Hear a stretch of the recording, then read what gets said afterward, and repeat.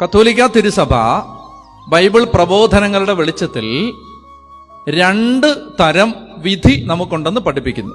എന്തൊക്കെയാണ് 2 തരം വിധി? ഒന്നാമത്തേതിന്റെ പേരാണ് തനത് വിധി അഥവാ പർട്ടിക്കുലർ ജഡ്ജ്മെന്റ്. അതായത് മരിക്കുന്ന സമയത്ത് ഒരു മനുഷ്യൻ വിധിക്കപ്പെടും. മരിക്കുന്ന സമയത്ത് തന്നെ എന്താ വിധിക്കപ്പെടുന്നത്? അയാൾ സ്വർഗത്തിലേക്കാണോ, നരകത്തിലേക്കാണോ, ശുദ്ധീകരണ സ്ഥലത്തേക്കാണോ? ആ വിധിയുടെ പേരാണ് തനത് വിധി. ഇപ്പൊ ഡാനിയേൽ മരിക്കുമ്പോ തന്നെ ദൂതൻ വന്ന് വിധിക്കും.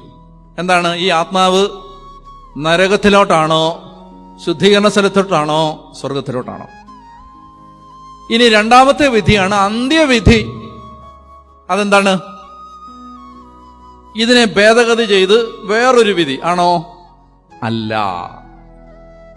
എന്തുകൊണ്ടാണ് ഈ ആത്മാവിനെ മരണത്തിലേക്കാണോ, ശുദ്ധീകരണ സ്ഥലത്തേക്കാണോ, സ്വർഗത്തിലേക്കാണോ വിധിച്ചത് എന്ന് പരസ്യമായി വെളിപ്പെടുത്തുന്ന സമയമാണ് എന്ത്?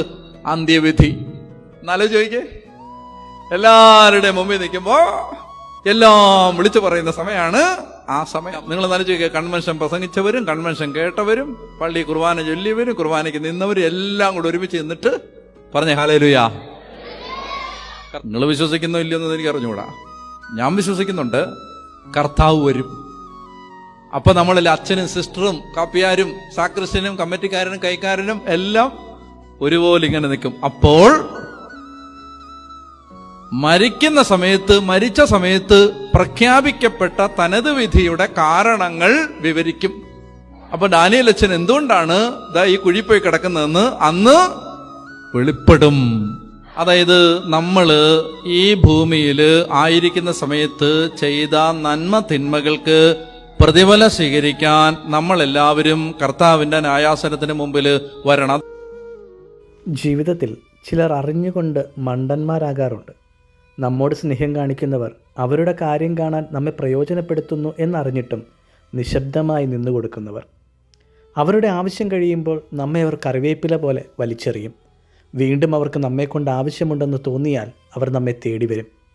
അറിഞ്ഞുകൊണ്ട് വീണ്ടും നമ്മൾ മണ്ടന്മാരാകും. അങ്ങനെ മണ്ടന്മാരാകുന്നുവെങ്കിൽ പേടിക്കണ്ട. കാരണം ആത്മാർത്ഥമായ ഒരു ഹൃദയവും സ്നേഹമുള്ള മനസ്സും നന്മ മാത്രമേ നമുക്ക് കൊണ്ടുവരൂ. ചുംബനം കൊണ്ട് ചതിച്ചപ്പോഴും യൂദാസിനെ വെറുക്കാത്ത ക്രിസ്തുവാണെന്നും നമ്മുടെ മാതൃക. ഈ അന്യായം ചെയ്തു കൂട്ടുമ്പോ ഓർത്തോണം, ഇതൊരു കണക്ക് രേഖപ്പെടുത്തുന്നുണ്ട്. ഇതിനെല്ലാം ഒരു കണക്കുണ്ട്. എല്ലാം വീട്ടിൽ തീർത്തിട്ട് പോകാൻ പറ്റൂ. ഒരു കാര്യം ഞാൻ പറയട്ടെ, എനിക്കും നിങ്ങൾക്കും ബാധകമാണ്. എനിക്കും നിങ്ങൾക്ക് ഒരുപോലെ ആപ്ലിക്കബിൾ ആണ്. എല്ലാ കടങ്ങളും ഒന്നുകിൽ ഇവിടെ വീട്ടണം, അല്ലെങ്കിൽ ശുദ്ധീകരണ സ്ഥലത്ത് വീട്ടണം. ഞാൻ എന്താ പറഞ്ഞേ? എല്ലാ കടങ്ങളും ഒന്നുകിൽ ഇവിടെ വീട്ടണം, അല്ലെങ്കിൽ ശുദ്ധീകരണ സ്ഥലത്ത് വീട്ടണം. ഇതില്ലാതെ ഒരു മനുഷ്യന് മോചനമില്ല. അതുകൊണ്ടാണ് ഈ കടങ്ങളുടെ പൊറുതിക്കും പാപങ്ങളുടെ മോചനത്തിനും എന്ന് പ്രാർത്ഥിക്കുന്നത്. ഈ കടമുണ്ട്, പാപം പൊറുക്കപ്പെട്ടാലും കടം കിടപ്പുണ്ട്. കടം